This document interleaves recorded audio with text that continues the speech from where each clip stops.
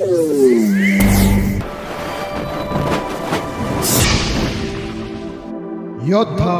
News channel. ज्याने केली ब्रह्मगिरी त्याला नाही यमपुरी. खेरमधील रेटवडी येथील ग्रामस्थांकडून ब्रह्मगिरी प्रदक्षिणा पूर्ण. पुणे खेड प्रतिनिधी दत्ता भगत. त्र्यंबकेश्वर.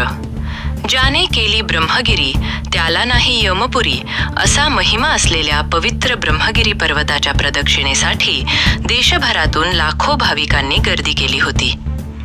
पुणे जिल्ह्यातील खेड तालुक्यातील रेटवडी येथील आदर्श उद्योजक आणि सामाजिक कार्यकर्ते वसंतराव रेटवडे यांनी आपल्या मित्रपरिवारासह या सोहळ्यात सहभागी होत भक्तिभावाने ही प्रदक्षिणा पूर्ण केली. भक्तीचा महाकुंभ. देशभरातून लाखो भाविक दाखल दरवर्षीप्रमाणे याही वर्षी ब्रह्मगिरी प्रदक्षिणेसाठी वारकरी आणि भाविकांचा जनसागर लोटला होता. हरिनामाच्या जयघोषात आणि टाळ मृदंगाच्या गजरात संपूर्ण परिसर दुमदुमून गेला होता. या प्रदक्षिणेचे वैशिष्ट्य म्हणजे भाविक रात्रभर चालून ही कठीण मानली जाणारी प्रदक्षिणा पूर्ण करतात. वसंतराव रेटवडे आणि त्यांच्या सहकाऱ्यांनीही या भक्तिपूर्ण वातावरणात सहभागी होऊन निसर्गरम्य आणि आध्यात्मिक वारसा लाभलेल्या ब्रह्मगिरीला वंदन केले.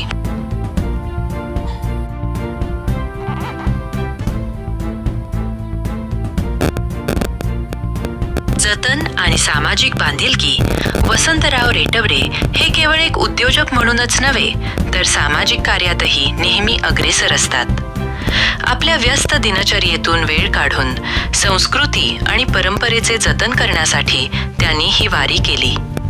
यावेळी बोलताना त्यांनी सांगितले की ब्रह्मगिरीची प्रदक्षिणा करणे हा एक विलक्षण अनुभव आहे. लाखो भाविकांसोबत चालताना मिळणारी ऊर्जा आणि भक्ती मनाला शांती देते. प्रदक्षिणेचे महत्त्व. वार्षिक परंपरा. ही प्रदक्षिणा दरवर्षी मोठ्या उत्साहात पार पडते. रात्रभर पायी प्रवास. दुर्गम रस्ते आणि डोंगर रांगांमधून भाविक रात्रभर चालत ही प्रदक्षिणा पूर्ण करतात. हरिनामाचा जल्लोष.